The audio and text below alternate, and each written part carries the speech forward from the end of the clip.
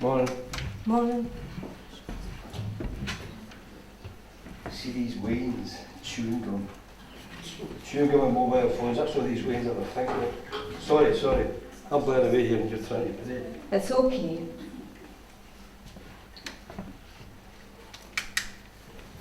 You here for the confession? No, I just came in to visit the shrine to St John Ogilvie. Oh, right. That's an Arsenal shrine. That's it. So I'm told. That's why I'm here. I'm doing a wee pilgrimage round the sites associated with St John Ogilvie. That's right. It's the 400th anniversary of his martyrdom, isn't it? That's the man, Glasgow's famous martyr. Aye, I know. He died in Glasgow, but he wasn't from Glasgow. Aye, but he's a Glasgow saint, really. I mean, have you not seen that big painting down in Clyde Street, drawn by that guy, Peter Howson? You think that because you're from Glasgow, but he was born in Drum near Keith. The Diocese of Aberdeen are running a pilgrimage there in July. Aye, but he was hanged at Glasgow Cross. Excuse me, but I couldn't help but overhear your conversation about St John Ogilvie. Aye, she's trying to say he's not a Glasgow saint. I didn't say that. I just pointed out that he was a Highland Scot born near Keith. But he was hanged in Glasgow. But when he came back to Scotland from Rome, the first place that he went was Edinburgh. I suppose when he got there, they would have said, "You'll have had your tea." Excuse me, but it was Edinburgh folk who took him in and gave him safe lodging. Part of the trial was held in Edinburgh. Well, that's true. They tortured him in the prison there. God, no surprised. Pardon me for butting in, but are you talking about St John Ogilvie? Aye. Aye. Well, suppose you know that he ministered in Paisley. Oh, come on, you're not trying to tell us he was a Paisley buddy. I'd say that Paisley and Motherwell has as much claim to Ogilvie as anyone else does. I mean, he ministered there. Let's face it, he left Scotland for Europe when he was 14 and didn't come back until he was in his 30s. So, I suppose you're going to try to tell us that he came back half Italian. Excuse me, I was trying to say a prayer here. Your hair, old lady, it was you who started this saying he was from Aberdeen. I didn't say that it was from Well, aye, let's not get worked up. We're in a church here. I mean, come on, get a grip on yourselves. Now, St John Ogilvie wouldn't want us to be arguing here, would he? No. Let's just say that he was a Catholic hero. a champion for the Catholic religion. Well, you could say that. But I'm Protestant. But you do know that this is a Catholic church. And I like churches. Will you look at the architecture in here? Beautiful. You don't have to be Catholic to appreciate beauty, yeah? Not to be picky, but wasn't it you lot that hanged Ogilvie? I mean, Protestants. Don't be daft. The Protestants who hanged Ogilvie weren't the ones of today. They were the first and second generation of people who splintered away from Rome. But he said that he came here to unteach heresy. And to him they were heretics, but people got the wrong idea. There were Protestants who suffered during the Reformation too. Do you know that when Ogilvie was arrested, he was with a Presbyterian man called James Stewart, who was helping him? It's true, those were very troublesome times for Christianity in Scotland. And we still have a long way to go before we've achieved full Christian unity. Yeah, but I think that John Ogilvie is a hero of religious freedom. He was bright and he was funny. He did not go looking for trouble, but he didn't back down when it came looking for him. Well, I'm sure he must have passed through Bailison on his way to Smithson via Croy to get his horseshoe. But what does it matter? St John Ogilvie is a hero for Scotland, and let's not forget the miracle that got him canonised. That's right, John Fagan was at death's door and St John Ogilvie intervened for him and his cancer was cured. A Glasgow man. And there have been a good many favours granted since. I pray to him a lot. Good morning. Oh, morning, Father. Are you praying to St John Ogilvie? Yes, Father, perhaps you could settle a wee debate Discussion. Argument. that we were having. If you had to pick one phrase to describe John Ogilvie, what would you say about him? Oh, that's easy. He was a Jesuit.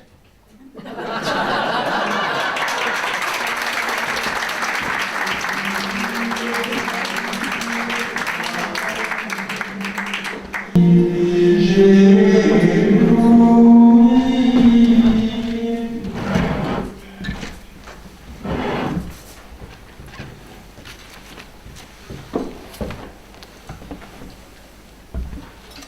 hurt your eyes reading in this light, William. I have to keep up to date, my love. Being an advocate is a responsible job, and I wouldn't want to do the wrong thing by someone. That's not something you have to worry about. There isn't a more fine, honest man in the whole of Edinburgh than my William Sinclair. You're a fine advocate. I may make a fine advocate, Isabella, but the best thing I ever did was to marry you. Are Roger and Robert asleep? They are. I sang them a lullaby and off they drifted. And did they say their prayers? They did, and do you know what Robert said to me? No, but I can imagine it'd be something cheeky knowing Robert. No, actually, he just said, Mammy, can we say a prayer for Father Anderson? Aye, he misses Father Anderson very much. I think that priest made an impression on the lad. I just thank God the boys were able to make their first Holy Communion before he had to flee the country. I know. We all miss Father Anderson. It's just a penance without Mass. And I don't mean to sound ungrateful. We've a fine life, a roof over our head, 2 beautiful boys, and of course your job.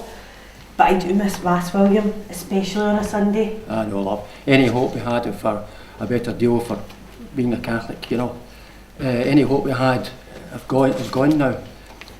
What did they do? What did they think they were doing in the name of faith? I don't know, religion turns to madness in some men, William. I know. And the rest of us have to reap the consequences. What did they think a failed attempt at blowing up the House of Lords during the state opening of Parliament would have in the lives of ordinary Catholics? Weren't things hard enough for us already? Now every Catholic in the British Isles lives in fear of banishment, dreading every knock at the door. Hush, William, someone may hear you. And our priests driven out of the country, reviled by everyone, and their properties swallowed up, and the king appoints his own bishops and staves off any criticism from the kirk by intensifying the persecution of Catholics. I'll tell you, Isabella, I'm tired of living a lie.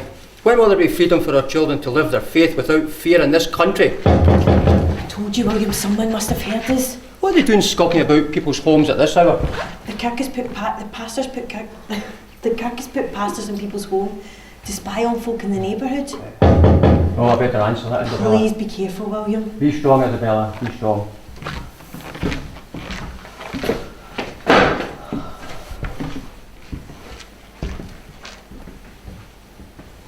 Good evening, sir. Do I have the pleasure of meeting Mr. William Sinclair? Aye, I'm William Sinclair, but whether it's a pleasure or not depends very much on the nature of your business, sir. Forgive me disturbing you at this late hour, sir, but a friend of mine told me that I might find you here, that you might be charitable to a poor stranger who's travelled a long way. I'll no deny charity to any man who asks of it. But tell me, sir, what is the name of this friend of yours? It is a certain Patrick Anderson, late of these shores, safely relocated to France for a time, but now returned. Patrick Anderson? Aye, he sends his regards and regrets that he is unable to visit. Afraid that it should rouse suspicion of you with the authorities, he sends me in his place. I think you'd better come in, sir. Thank you, sir. Isabella, Yes, William? this gentleman says he's a friend of Patrick Anderson. You bring news of Father Anderson? I won't, Isabella. Forgive me, sir, but if you are indeed a friend of Patrick Anderson, you'll understand that I have to be cautious and ask you to state the nature of your business. Perhaps this might help.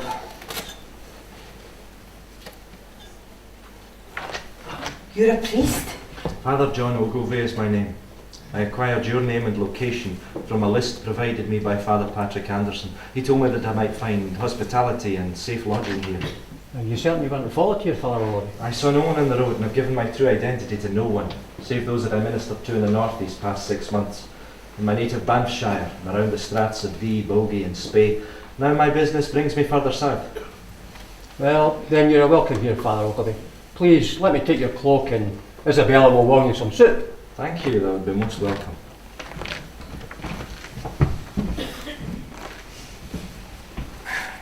Thank you.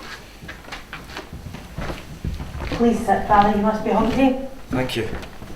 We gave safe harbour to Father Anderson before his banishment 2 years ago, and it would give us great comfort to hear of his well-being.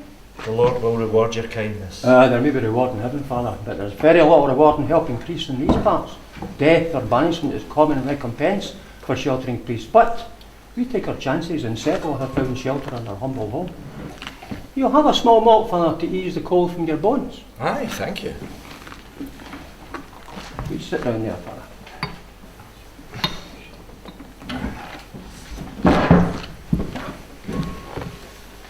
Slange you back. Do you, Slange?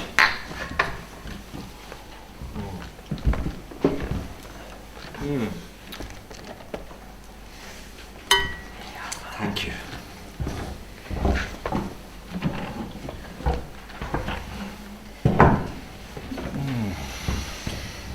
You must tell us of Father Anderson. Isabella, you give the man a bowl of soup and then question him while he's trying to put it into his mouth. It's all right, William.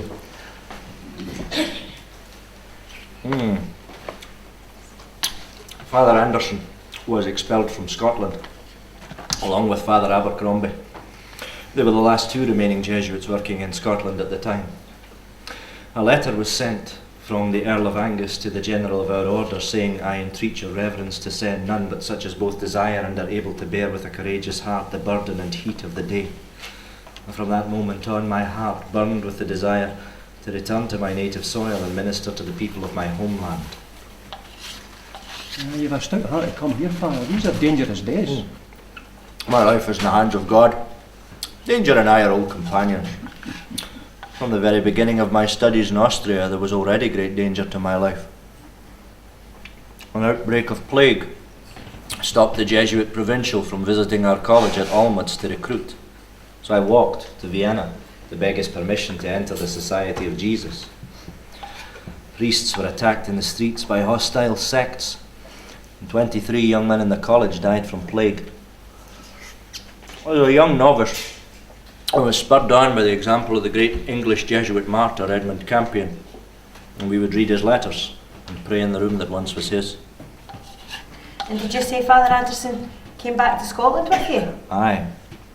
He sends his regards and regrets that he is unable to visit, but he has undertaken a dangerous mission of his own to recruit 100 young men who wish to serve their country as priests and to take them to safer shores when they may be trained for this task.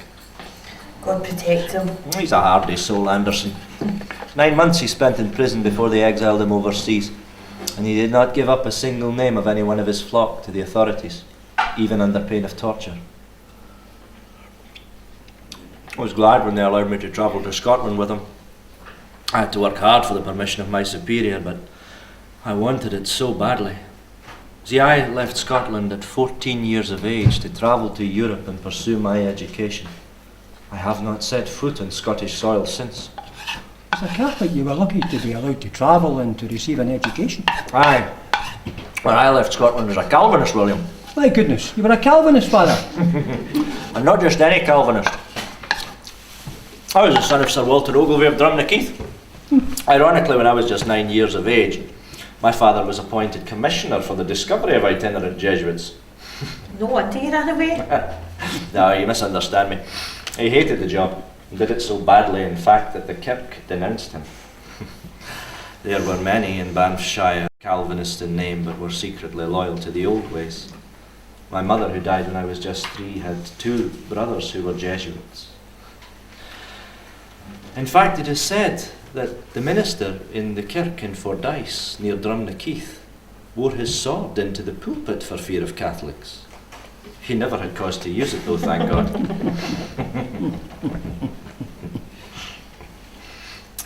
Well, that's some story, Father Ogilvie. Well, maybe if you were to top up my cup, I might be inclined to tell you some more. Thank you. You see, my father remarried, and when I was old enough, he sent me overseas to pursue my education. Now, of course, Catholics could not send their children abroad, but then my father was reputed to be a Presbyterian. You may think it strange, but my travels throughout Italy, France, and Germany brought me into contact with a great many learned men. And I came to wonder which religion was the true one. And the thought of it made me sick with anxiety. And then I read in the Bible that God desires all men to be saved and to come to acknowledgement of his truth. And again, come to me, all you who labour, and I will refresh you. And the Catholic Church answered my need. Faith adhered to by people of all classes, held in unity through unbroken succession with a history reaching back into antiquity. A faith defended by learned men attested to by countless martyrs, pious deeds, and many miracles. I was 16 when I entered the Scots College at Dewey in Louvain, and soon I felt the call to become a Jesuit. So, if you don't mind me asking, what brings you to Edinburgh in particular, Father? I am en route to London, my dear lady. My business there is private, but if you can offer me bed and board until I'm ready to make my way there, I would be happy to administer the sacraments for you and your friends. Certainly, you are welcome here for as long as we can be of service to you. And in the morning you will meet our two boys, Roger and Robert. Wonderful. Tell me, are the children baptised? Yes. And have they made the first sacraments, confession, Holy Communion, confirmation? Aye, but they haven't had much chance to practice them since. Well, since I am your guest here, I will make myself available to you and your family as much as you require me. Well, then perhaps I could be your first parent and you could hear my confession, Father. Come now, Isabella. Your soup wasn't that bad.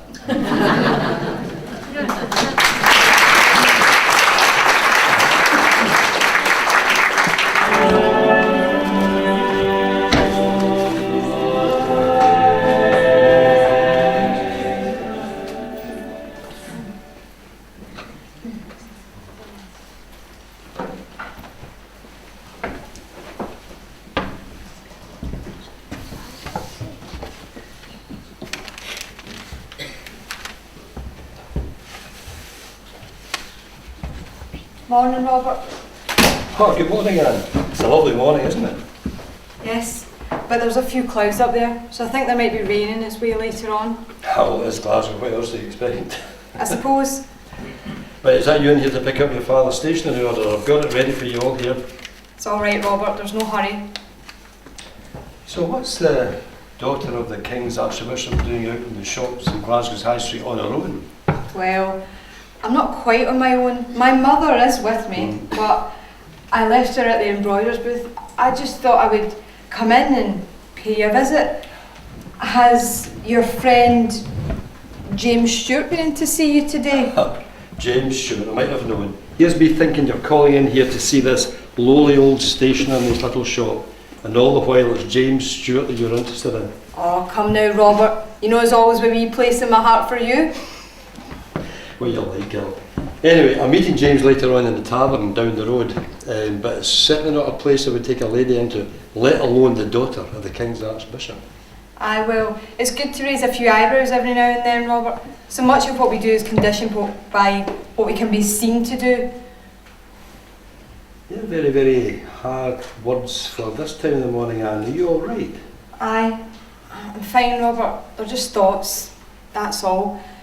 It's just, it seems that everyone in Glasgow seems to lead a double life. I mean, there's you invite me to have a drink with you and James Stewart. Anne, I'm joking. No, but what? It's a fact. Why shouldn't I be able to have a drink with you? I've known you both long enough, but because I couldn't be seen to have a drink with you, I dare not. My mother is no stranger to a drink, but she does it behind closed doors, not in a tavern where people can see.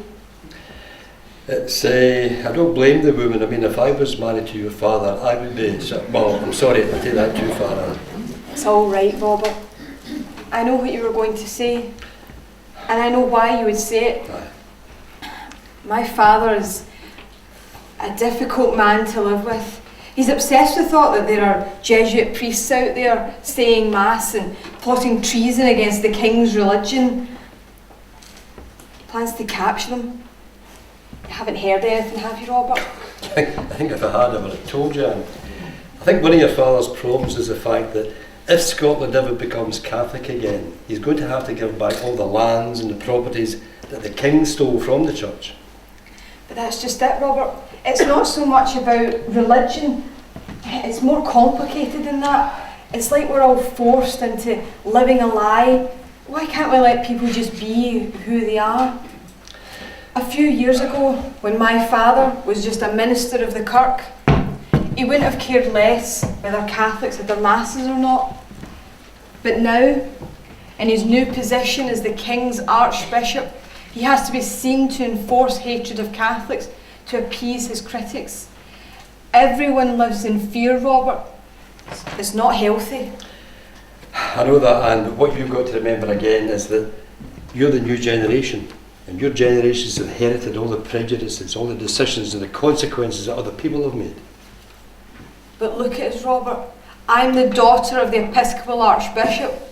James Stewart is a Presbyterian, and well, we all know that you're a Catholic.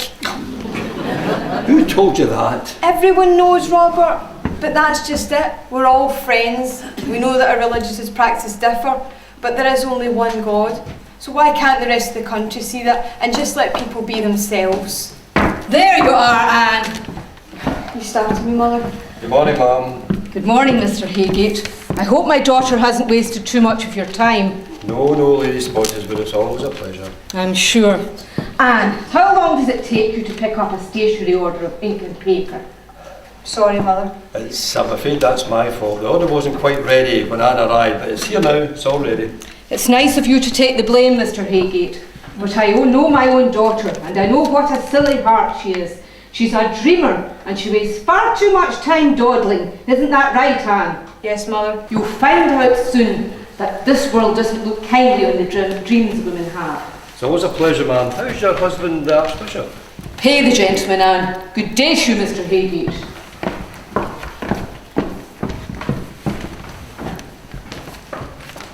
Anne, always remember, hold on to your dreams, and all this is your country too.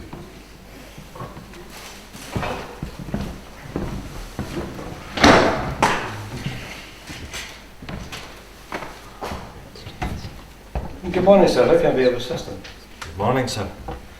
I wonder if I might buy a roll of paper from you. Of course, I've just sold some to the Archbishop. This paper here is very fine quality. I'm sure it is, sir. Well, it's good enough for the Archbishop. Well, I'll tell you what, it's toward the end of the roll, sir. I'll let you have it at a bargain price. It's very kind of you, Mr. Haygate. Robert Haygate's my name. Owner of this finest stationer's shop in the High Street in Glasgow. If, of course, you don't mind the open sewer at the door as you come in. I think I caught a whiff of that coming in. You have the bearing of a soldier, sir. You could say that. I have some business in Glasgow and I require some paper. I would like to inquire into the purchase of a horse. Sir, paper, quills, ink, I can supply you with all that. But a horse, I don't deal in horses. And yet someone gave me your name because they said that a Mr. Robert Haygate might be trusted with the matter of the purchase of a horse in Kintyre. Kintyre? Aye. This paper you wish to buy, sir? Maybe used to convey certain messages of a sensitive kind. In relation to the purchase of this horse, of course. Of course. And you think that I might be such a person to carry such messages? Aye, if you're willing. Or maybe with your local knowledge you might be able to advise me on where I might be able to purchase such an animal in Glasgow. Might I ask your name, sir? And I might answer that I go by the name of Watson. Still doesn't answer my question, sir, why a soldier named Watson want to buy a horse in Kintyre is standing here in my stationer's shop in Glasgow. Tell me, Mr. Haygate, is the quality of the paper in your shop as fine as the leaves of this book?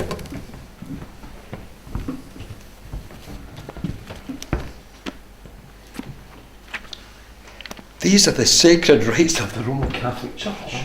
Dominus vobiscum. Et cum spiritu tuum. You'll help me then, eh? Of course, you want to carry a message to Sir John Cleland in Kintyre? Aye, tell him that there is a priest who will celebrate Holy Mass at his house. There's many people in Glasgow who would benefit from that, sir. But first, no, we must close up my shop and we'll repair to somewhere more quiet. It's very kind of you, Mr. Haygate. Are we going to a safe house? Presently, I've arranged to meet a friend of mine in a tavern down the road. He should be there by now. We'll go down there and meet him there. Oh, I see. And the name of this friend of yours? It's James Stewart. He's the son of the Provost of Glasgow. Stewart. I don't see that name on the list that Father Anderson gave me. You won't find his name in any list there, sir. James Stewart is a staunch Protestant, but a man of great integrity, and he can be trusted. And by the way, he likes a good argument. Beginning to like this friend of yours. I came to Scotland to argue with the heretics. Didn't think I'd be doing it in a pub. Welcome to Glasgow, Father.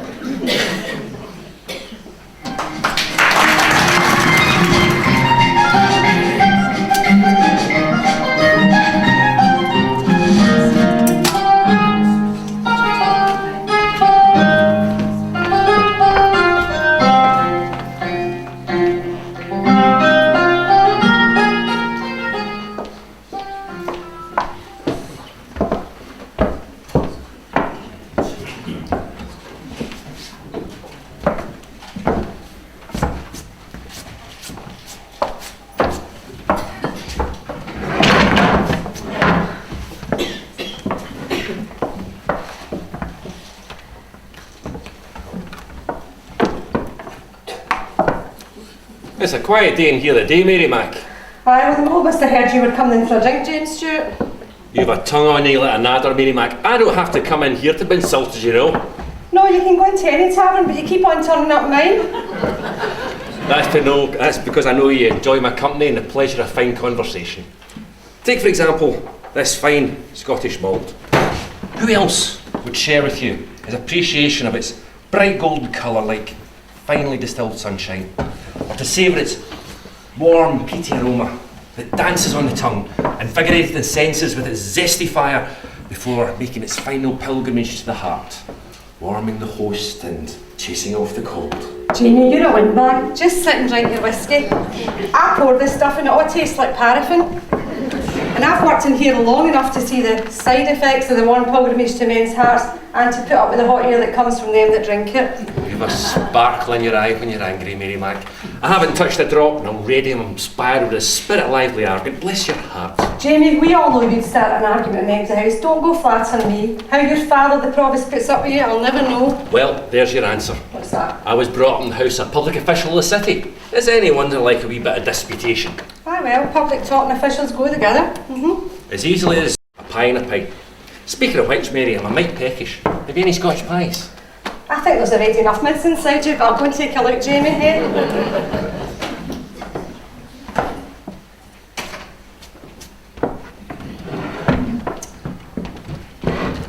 Well, look what the cat dragged in. Stick around, Mary, you might hear some lively theological discussion. Oh, can we you go and debate religion with them that wants to hear it? Hello, Mary. Hello, Robert, have a seat. Here, do you two want any Scotch pies? I'm putting one in for Pie Face there. Slange. Aye, and you could get us a jug of wine and a couple of glasses as well, mate. Thanks. No bother. Here, Robert, where did you find him? He's no bad looking. Is he a soldier? Forget it, Mary. He's spoken. Oh, the good ones usually are. I'm still free, Mary. Aye, and you wonder why and all? Mr. Watson. Robert, how's business? I wasn't expecting you for another hour or so. I decided to close up the shop early today, James, and introduce you to my new friend now here, Mr. Watson. Watson? A name which means son of Walter. Are you a soldier, Watson? In a way.